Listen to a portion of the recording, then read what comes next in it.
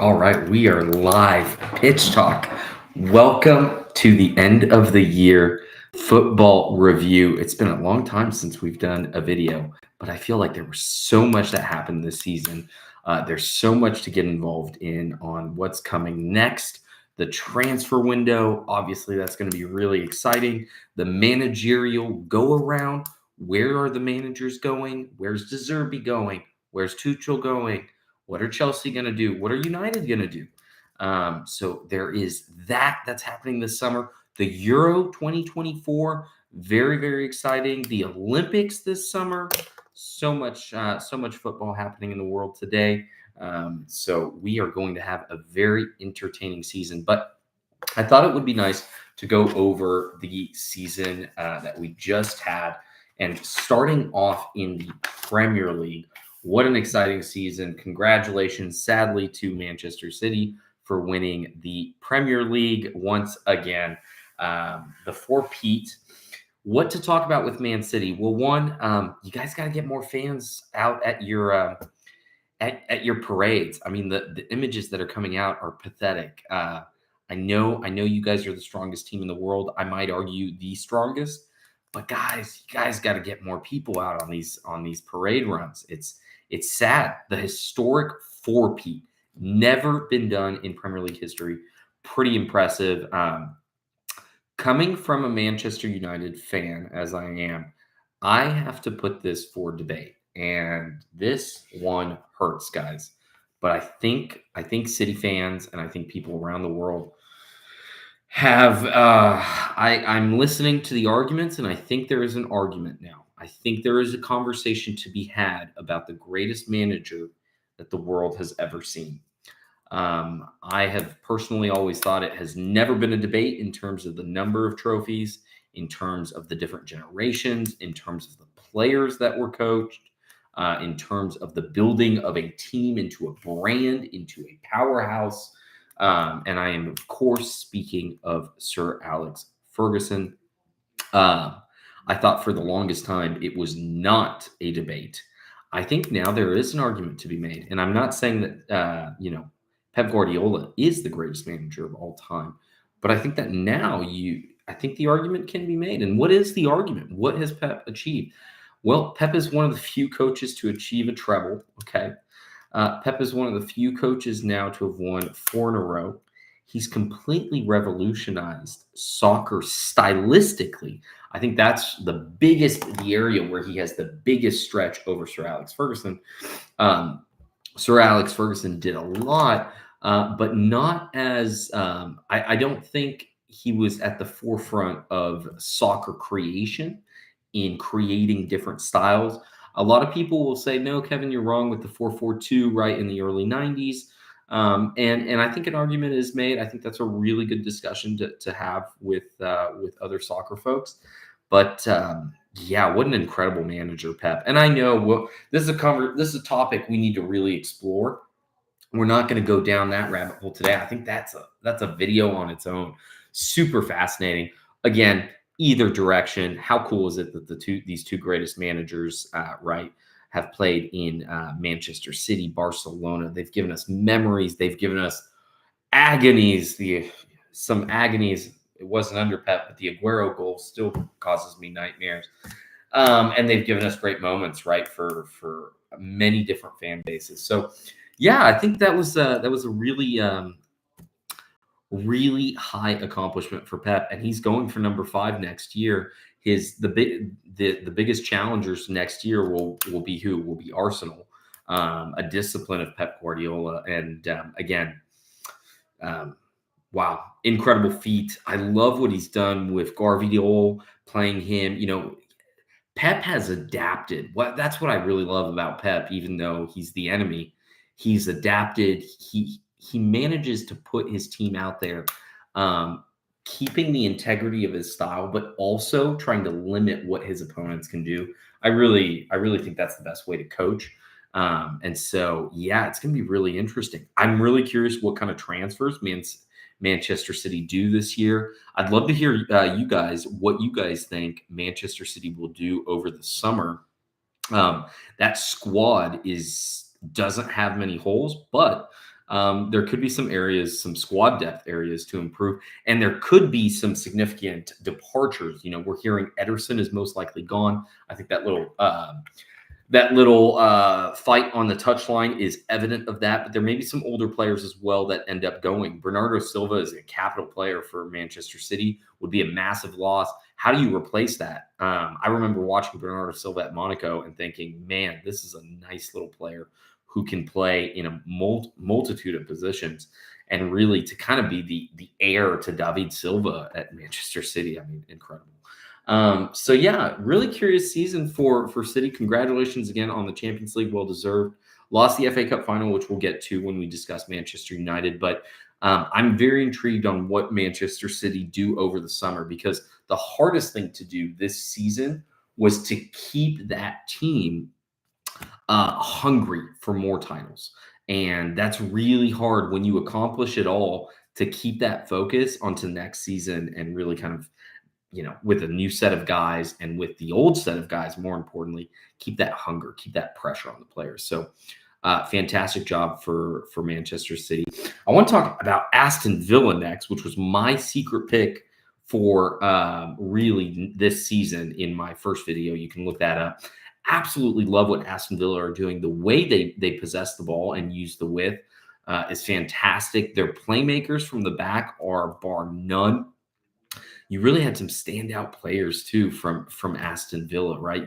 We thought these center backs might be a little iffy. Center backs are playing very, very well. And Unai Emery is a solid coach. Just re-signed another 5 years. I think Aston Villa could be one of those teams that consistently we see in the top 6 now for the foreseeable future. I mean, they will continue to invest in that squad. I don't think those players are, what they've seen in the system, they've really bought in. It seems like they have bought in tremendously. And I'm curious to see what the evolution from an on the field perspective is for Aston Villa, because really they played a very strong style of football, very aggressive, very, at times they went with the counter, and at times it was a possession-based football, utilizing the wings, putting lots of crosses into the box. Really a fun brand of soccer. I think my favorite game was it the Spurs versus Aston Villa, like that 3-3 game or 4-4 game early on the season. One of my favorite games. It really highlighted a lot of things for both teams, and really it showed both teams had some serious players. It'll be interesting to see if they can keep, there's rumors with Ollie Watkins. I'm not sure Ollie Watkins is that next step for some of these major English clubs. Hell of a player. I'm a big fan of Ollie Watkins. And then you've got guys like Douglas Luiz, guys like, Tillemans. Are these guys leaving? Are they buying in? I'm kind of leaning, guys, that they're going to buy into this system and stay. I'm not seeing those types of players, being reported in a lot of the rumor mill on Twitter or in some of the papers in the UK. I think there is a lot of buy-in there. And then the transfers, Aston Villa is one of those teams. They're not going to go get, and of course this season they are, and everyone will come back to this video and say you were wrong. But Aston Villa is not the team that's going to go to Bayern Munich, right? And there's been Goretzka. There's been some challenges with Goretzka and his contract in Bayern Munich. And they're going to say, okay, Goretzka, come to Aston Villa, right? That's not the kind of team that they are. But they're going to go to like a Nice, right? A Nice, France. They're going to go to an Atalanta in Italy. They're going to go into a Wolfsburg, right, in Germany. And they're going to find some of these players that have had great seasons. And there are a bunch, guys. I really encourage you guys to watch a lot of different soccer, even if you're a team of, whatever your team is, Chelsea, Madrid, Barcelona. Please go out and watch random games, and you'll really see a lot of talent out there in the world. There is talent to be found in some of these smaller leagues, and definitely at these other teams, right? Bologna had an excellent season in Italy. So curious to see what Aston Villa does. They re-signed their coach, so they've got some solidity there. We'll see what they do next. Tottenham. Oh, my Spurs fans. God, you guys have the heart. You guys have it might be the most challenging club to be a fan of. I mean, just absolute hell of a players. I mean, I just remember watching.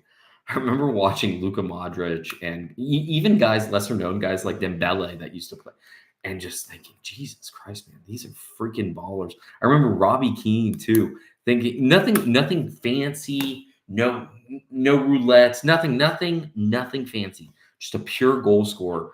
I mean, Spurs have had tremendous amounts of players, and I do not have an opinion strong enough to understand what the next step is for Spurs. You know, this season, the expectations were at the rock bottom. And I would say that Tottenham played some of the most attractive football this season, without a doubt. If you have not watched any of like Tottenham's games this year, I highly encourage you to go watch like a season highlight video and watch the kind of goals that they were doing, and watch that defense, right? That Romero, the Mickey Van de Ven, that their wing backs. You want a lesson in wingbacks crossing? I don't think a team in the Premier League crossed as much as Spurs. I mean, they're crossing on the ground, in the air, off the touch line was superb. And you're thinking, well, who are they crossing the ball to? Because they certainly didn't have Kane. So the curse still exists, by the way, guys. But I really encourage you to watch how Spurs played. A lot of times they set up with two up front with Son and Kuslevski. I don't know if I'm saying that right, but just a brilliant team to watch. I know there's a little bit of controversy at the end there with what Postecoglou said with the fans, and the fans not wanting Arsenal to win. I think that is challenging as a United fan. I really have a disdain for Liverpool, and we'll talk about what I think was ridiculous for Liverpool here in a bit. But yeah, I understand that desire to win at all costs, but when the cost is potentially having your rivals suffer, that's challenging, right? That's a challenging question. So I kind of understand both sides of that argument. But yeah, Spurs, man, what next for Spurs? I think Spurs are going to be heavily active in the transfer window, and the only worry that I have about Spurs is the regression of some of the key players in that team. Most notably, everyone will say Son. I'm not sure if Spurs, the way they played, it felt like things were going so well. And, this Andre has a very cool style about him. I kind of like this style. It's incognito. He's pretty direct to the point. He actually kind of really manipulates the media. I would say even better than Klopp. But Klopp is certainly very strong with the media. He does an excellent job with media relations and protecting his players and kind of understanding when to push and when to create a controversy, right? So I'm really curious what Spurs do. Again, not winning a trophy. This team is in such desperate need of winning like a community shield, like not even a community shield. I think that's disrespectful. So I apologize.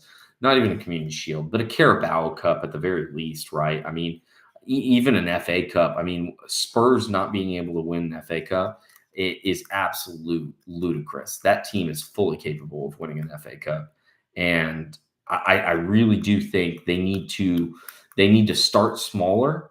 They have the stadium, they have the fan base, and they certainly have the players.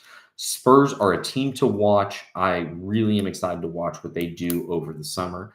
I have a feeling that Spurs are going to make some really cool moves over the summer. I just have a really strong feeling about this. Just pulling up, I want to pull up this team here just so that I don't miss some of the players, because let's pull it up here, Premier League, and go to Spurs. Yeah, I mean, look at this. I mean, sorry guys, but who would have thought Brennan Johnson, right? 5 goals, 10 assists. I mean, these guys are putting the ball in. Yeah, same thing. James Maddison had a hell of a season. Yeah, I mean, you keep going. So let's move on now to my friends over at Chelsea. Oh, Chelsea, Chelsea, Chelsea. What is happening, guys? Guys. What's going on at Chelsea? I have questions. I don't have enough answers. Here's what I do know at Chelsea. The squad is too big. 100% the squad is too big. You got too many guys at that are of a certain level, and they need to trim that squad. And I know that's not what Chelsea are going to do. Chelsea are going to do what they did a few years back, where they're going to have a massive squad. They're going to loan out guys, and they already have this season. They're going to loan out guys, and guys are going to perform at other teams. And then the problem is, how do you incorporate those guys back into the system the next year? It's a model. To me, I don't understand that model. When I was coaching for Solar, there were a lot of times what we would do, right, when I had some of my bench players that were the furthest, right, the ones that come on the least amount of time, you would want those guys to go in and maybe like do some guest playing at another tournament, but at a lower level, right? So one, they get the confidence that they need at a lower level. They come back to your team, and then you give them an opportunity with that confidence, and they shine every time. So again, we're talking about professional players here. We're not talking about kids. So there is a difference, but I think the concept still remains, right? If you send out, I'll give an example, right? I'll give an example that's really relevant. Okay, let's pull up Jackson, right? Let's say Osimhen comes in. If you were to loan Jackson to Brighton, and I know he had 5 assists and 14 goals this season. I think Jackson has a lot of talent. I think he can put it together with the right coach, but he needs a lot more discipline, and he needs a lot more practice on the finishing ground. His movement is exquisite. I love his movement, and I think there's a player there. But like, if you loan a player out to Brighton, he's going to look 10 times the player he is at Chelsea. I mean, that's guaranteed. You don't think he starts over Danny Welbeck? You're insane. You need to drink some different Kool-Aid. So there's too many players that can play at a high level. I look at the right back, Malo Gusto and Reece James. That's another area where I look at Conor Gallagher, got a lot of stick this year. I look at the Moses Caicedo. I look at the other. Oh, there's another youngster there as well who didn't play. Latvia. Again, you got too many players, and I don't see where you're headed. The only player that I can see that they're really building on, they're really building off of, obviously, Enzo. They are trying. He's a hell of a player, and I like his distribution. But they are trying to build this team through Enzo. I don't know how long they're going to try that. I'm not certain that that's the right play. I'm not certain Enzo is the highest quality to be building a team behind him, but that's certainly kind of what I'm seeing with Chelsea. The merry-go-round keeps going at Chelsea. Who's going to be the manager? They don't want Tuchel. McKenna's not going there. I think Chelsea goes with someone like Ruben Almiron. There's rumors of the guy, another manager out there who they're looking at, Francesca, if I'm not mistaken. So they'll pick a decent manager. Again, I see Chelsea doing a very similar thing to last season. I don't see a lot of harmony in the squad. I don't see the transfer strategy being very clear, and I think because of that, unless they have a phenomenal manager, I just don't see that team being able to do anything really spectacular, honestly. So I apologize, Chelsea fans. Please tell me that I'm wrong. Tell me why I'm wrong. I'd love to know what players you guys are hyped about for next season, and be realistic with your team. Okay, I'm going to go now to Liverpool. Oh, Liverpool fans are going to hate me. And I have so many friends who are Liverpool fans, but I got to be honest with you guys.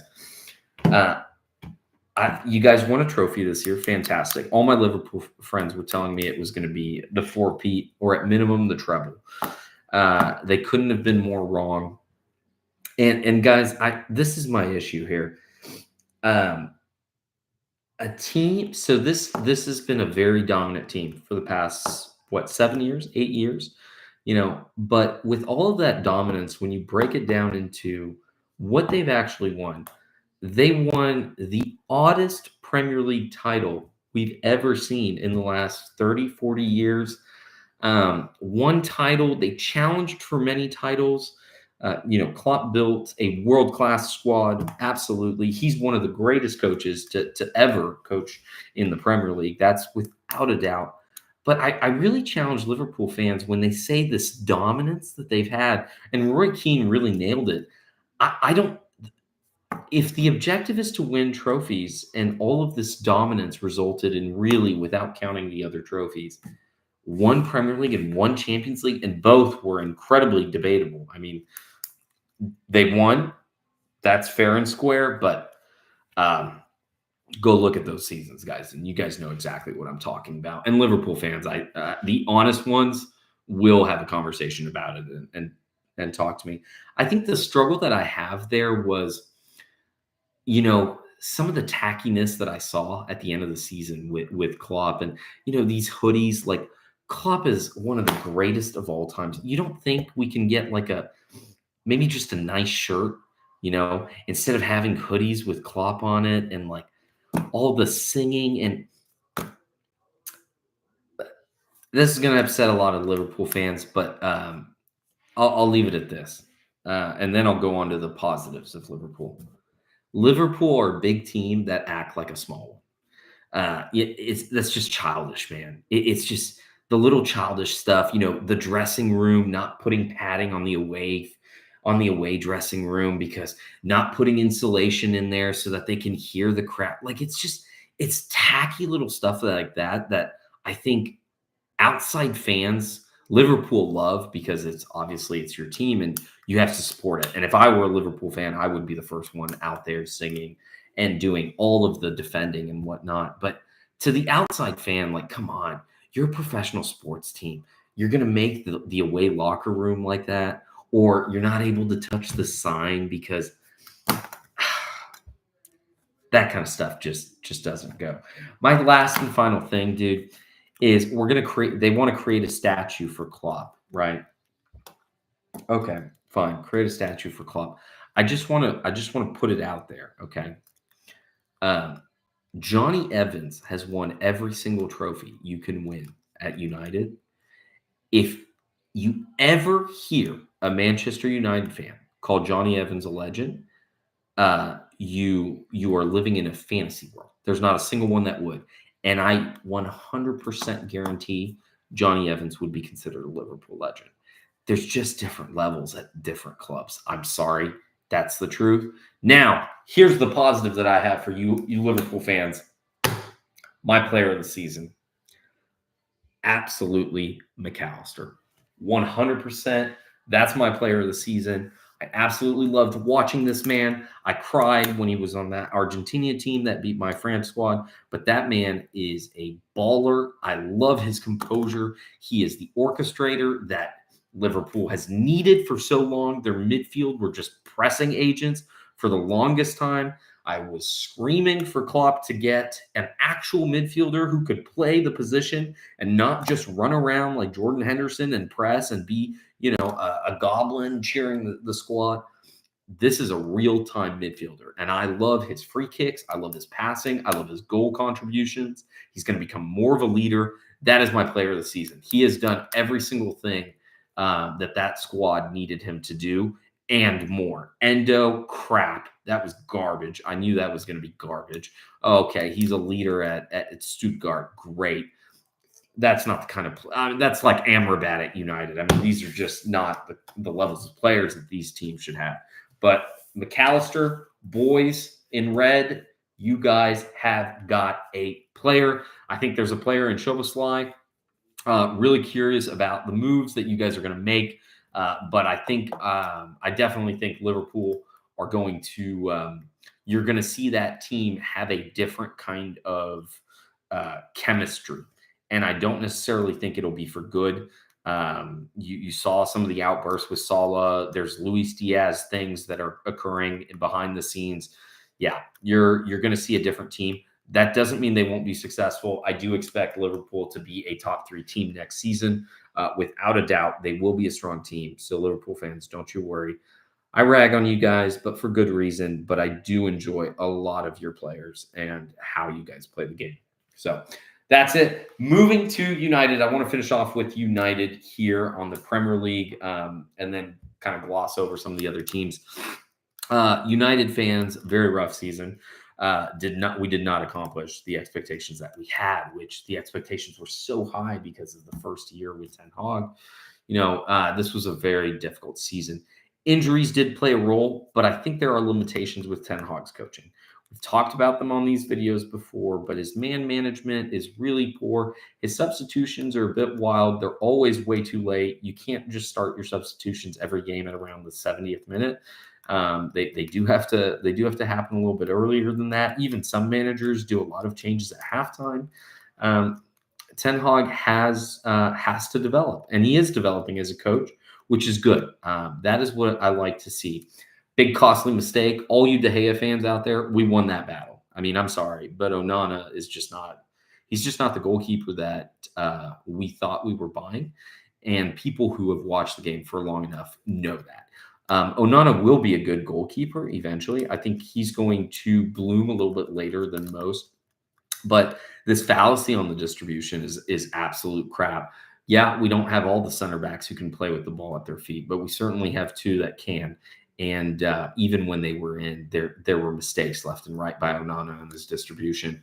It's just a very overrated metric. He's not. I would say he's 20 to 30% behind an Alisson.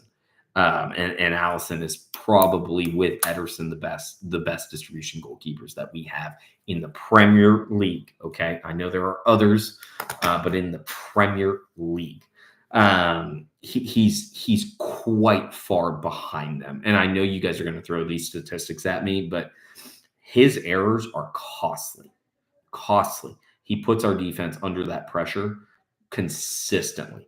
I mean, in the last 5 games, I can pull up clips that are shocking for a goalkeeper of that levels. And that's Ten Hag made that decision. Ten Hag made the decision. He's going to stick by his guy. And the next thing is whether I'm Ten Hag in or Ten Hag out. I'm not a fan of Onana. I don't think it's the right move, but I am Ten Hag in. And I'm going to tell you why in just a minute. Then that means Onana is going to be the goalkeeper. Yeah, that's life, folks. Like in life, soccer is about compromise as well. Yeah, Onana will be the keeper for Manchester United next season. Sadly, because Ten Hag made the decision, and he's not going to go back. He doesn't have the authority to be ruthless like that and pull the goalkeeper and get somebody new. But I mean, the first transfer of last season was by Yadir, a Turkish goalkeeper. We thought we were going to see by Yadir. We barely saw him. We know how deep that relationship is. So, and we're not going to continue talking about it because there are other things to talk about. So why Ten Hag in? So here's the thing. So Ten Hag has more trophies than Arteta, and Arteta has been there for the last 5 years. What? Ooh, Arsenal fans, that's going to sting. We haven't even talked about Arsenal, and I loved Arsenal this year. They were my favorite team to watch. Oh, my God. See, we don't have enough time on these videos, or I just need to be more concise. That's probably it. But, yeah, I mean, 2 trophies, 3 finals, 1 final loss to the team that you beat this year in the FA Cup final. This new project under Ineos. Here's what I'm thinking, guys. We have a lot of things that we need to do this season, including, apparently, we have a waterfall at Old Trafford. Who would have thought we had natural wonders of the world at Old Trafford? That's what makes it the theater of dreams, guys. Come on. Who else has a natural waterfall in their stadium? No one. No. This is why we are United. We are Manchester United. A little bit of fun there for all my non-United fans, poking fun at the bear there, which it is rather embarrassing. But I say, honestly, here's my thing. It's about winning trophies. There's been improvement. There's been challenges. Is there a consensus among United fans, among the fans, on who the best coach is on the market available right now? There isn't. There isn't. There are pros and cons for every coach, and I know you could argue that in life about anything, but I really do believe that there's a lot of uncertainty with all of these coaches. Because of that, you know what you're going to get out of Ten Hag. Okay, the team finished on a high, and they bought into Ten Hag. The one thing you saw in that FA Cup is they bought into the system that we've been trying to do for the last 3 games, which has been infuriating for people like me who I'm not an Amrabat fan. I think anyone who thinks he is the CDM of the future is wildly overrating him. He is incredibly slow. That's what we said in our video. He plays the game very slow, and he's not a quick reader of the game. He's got some talent. His switching of the field is very good. And he plays a lot of good defense, but he makes unnecessary tackles in the wrong places, and he's just not the kind of player, right? We have a lot of holes that we need to fix, especially in that CDM role. We have to solve that role because Casemiro's gone. I don't expect Amrabat back. We don't have a lot of depth there. We have Mainu and Scott McTominay. A lot of you guys, if you're Mark Goldbridge, you want Scotty out. I'm on the opposite side there. I'm a big fan of Scott McTominay. I think Scott is a more versatile Darren Fletcher. I think he can score. I think Darren Fletcher might be a better midfielder. Scotty may be a better goal scorer, but you need guys like that on your team. And if McTominay is starting 15, 20 games a season and coming off the bench for the remainder, I think he's a phenomenal player for your squad. So I would definitely keep McTominay. I would force us to go with more of a ball-winning CDM. I really like Onana. If there's another channel I could recommend, I really like Atlantis Football. They do a lot of good analysis on YouTube. And I'm in agreement with him that Onana from Everton would be a fantastic signing there. But there are definitely others. I'm not a fan, even though he's French. I'm not a fan of Fofana at Monaco. I think he's very limited. I think he benefits from playing in a league that's a little bit under his level. I think he will be exposed at the next level. If I could have the ideal guy, I'd go to Newcastle and pick up Guimaraes. Not going to happen, folks. We're not at that level anymore. We used to. Maybe we get back there. But I think the CDM, that midfield is going to be pivotal. Maybe Bruno drops back, but I don't think so. I think Bruno is so good in his role, and his limitations are he loses the ball too much because he forces it. Get a guy who can recuperate it in the midfield and protect that defense, which you have to fix as well, right? We got to get a left back. Left back now, big Luke Shaw fan. I think he's a good player. I don't necessarily think he's the greatest show on turf, but he's a good player. Malacia, we don't know what we have. We got to get a left back. I was one of those guys that wanted to keep Alvaro Fernandez. I think that would have been a great player, but no. Let's go back to the Ten Hag thing. So you keep that consistency, right, for one more year, right? The project, we're still evaluating, I think, the project, which is kind of interesting. There's lots of highs. There's lots of lows, right? We're kind of evaluating. One of the things that I think is going to be helpful is that Ten Hag will no longer have this final say, all control on transfers. I think that's going to be important. And I do think coaches should have a very strong input, obviously, because they are the ones coaching the team on what players should be coming in and coming out. But we've seen that that's been a limitation of Ten Hag. Let's be honest. Anthony is not 90 million euros. 90 million euros is what Mo Salah is producing, right? Same thing with Mason Mount. He was injured all season, but come on, is Mason really a 70 euros? I mean, 70 million euros? Come on, guys. Like, I know it hurts us to say it, but let's be honest with ourselves, right? I mean, he's just not. He's just not that player. And so I think there were some really bad signings. I think there were some really good signings. I see Højlund as on his way to becoming world class. He's not world class at this moment just yet, but he is on his way to becoming world class. I've made this argument with all you Liverpool fans. Højlund will be better than Darwin Núñez, but time will tell. I just see a lot more in that player. There's been some positives. Martinez, Pep Guardiola saying he's a top 5 center back in the world after the FA Cup final. I mean, what?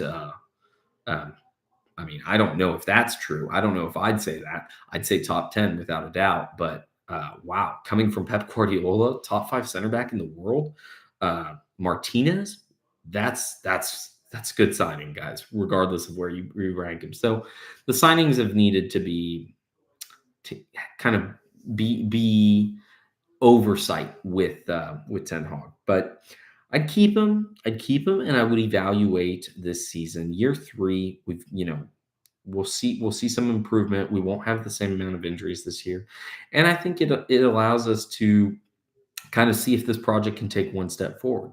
And the next season, the interesting thing is, again, there's going to be some changes with the managers, and next season is that when you start to look and say, okay, who do we want? Who can we get? We've built something here.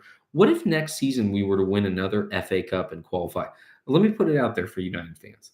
Let's say next season we win a Carabao and we qualify for the Champions League. We finish 4th. Okay. Or let's say a FA Cup and a Carabao, right? Ideal would be the Europa and whatnot. We're not going to be challenging for the league, so let's not smoke, too much of that Gatorade. What would you do at that point? Year 3, we've won 3. We keep winning trophies every year. We're just that close. How many managers win a trophy every year? That's what I'm saying. And that's my argument. And there are other arguments against it. And I'd love to have a discussion with anyone about it. But if you're winning a trophy every year in the most competitive league in the world, to me, you're doing something right. You're able to beat the best teams. Guys, we beat City and Liverpool for the FA Cup trophy. Like it wasn't all, Kevin Matisse's backyard soccer. Like, yeah, there were some. And granted, there were some almost scares, right? We won't go down that path. But there's not many managers that can do that. And when you're talking about managers that win trophies every year, there's really only 2 that come up, right? There's really only 2. Consistently, it's been Klopp and Pep. And if the third guy is your manager, well, guess what, folks? Pep is out of contract next summer, and Klopp is gone. He's walking alone. He's on the boulevard of broken dreams. And I wish the man a very happy, whatever this is, a hiatus or whatnot. But thank you for leaving, buddy. I'm serious, guys. What manager can you say, Postecoglou could be the next one up there, right? Arteta is certainly, I would say, the challenger. But who's to say that Ten Hag can't take that spot? Can't take that number 2 spot, second best manager in the Premier League. I would say I would temper expectations, but he's won 2 trophies in 2 years. There's not many managers that can do that. And again, Manchester United has the resources, but it also has the stigmas, and it also has the eye on it 24/7. You can't eat a pickle in Manchester without the Manchester Evening News or Luckhurst or someone reporting about it. So, I posed the question. We'll leave it at that at 39 minutes here. This has been a long video. What do you do with Ten Hag? My opinion, you keep him for another year. You do an evaluation, a current state evaluation, as well as kind of a future state evaluation of what the squad looks like, your finances, etc., infrastructure, you name it, academy. And then you make a decision next season. But I think it would be wrong to restart the project at this time when Ten Hag has proven that he has done some positive things and been able to be successful despite many, many hurdles experienced this year. Guys, I really thank you for joining me on Pitch Talk. I hope you guys had a wonderful Memorial Day weekend if you guys are in the U.S. And again, keep watching that soccer. Stay safe.